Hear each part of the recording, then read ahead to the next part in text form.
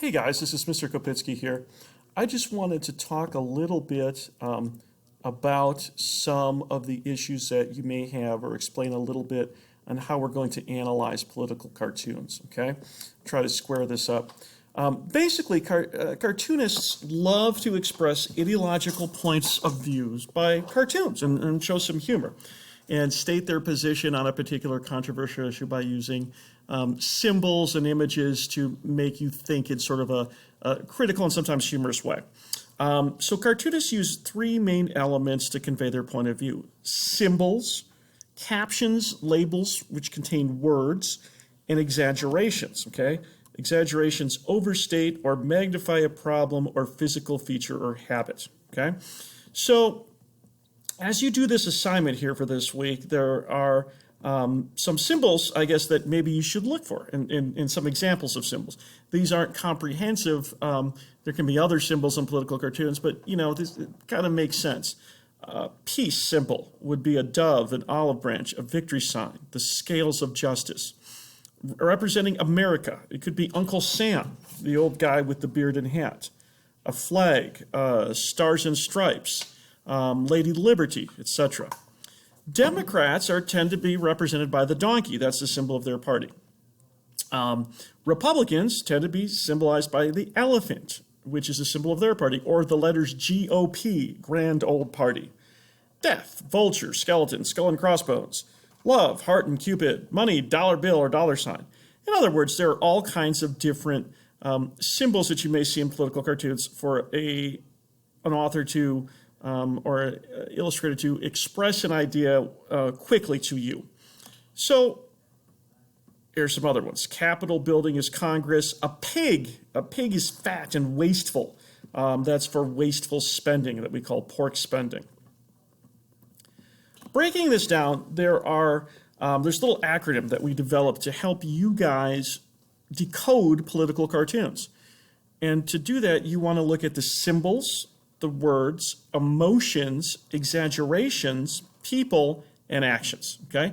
And in doing that, you can make some of these political cartoons a little easier to understand and follow. Let's just do one together, and you can kind of see what you're going to be doing in your assignment. All right, there's a political cartoon, okay? Wah! Oh, this is a good one. And we see two babies in high chairs and the taxpayer. Okay, so let's look at symbols, right? Let's start with symbols. What symbols do we see? Okay, I see Republican and Democrat because I see a donkey and an elephant, okay? The next thing is words.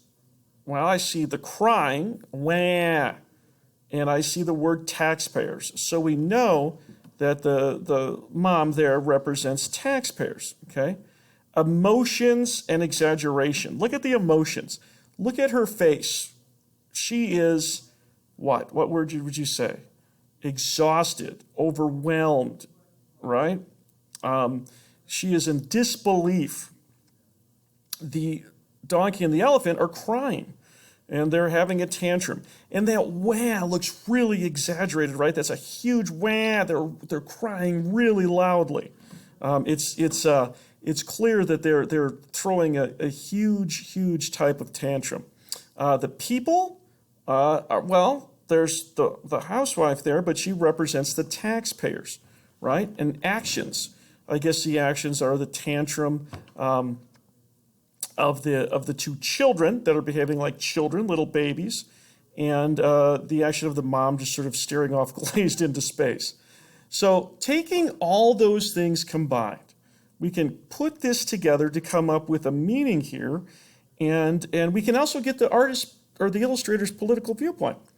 The meaning of this is that the Republicans and Democrats are acting like spoiled children, crying for more from the taxpayers, right? And having a tantrum, and the taxpayers are overwhelmed. Pretty simple. Democrats want more spending on things like Obamacare and social programs. Maybe the Republicans want more tax spending on the military or whatnot. What this does is it overwhelms the taxpayers. It makes them feel exhausted. And what would be the viewpoint here? Well, they're criticizing liberals and conservatives.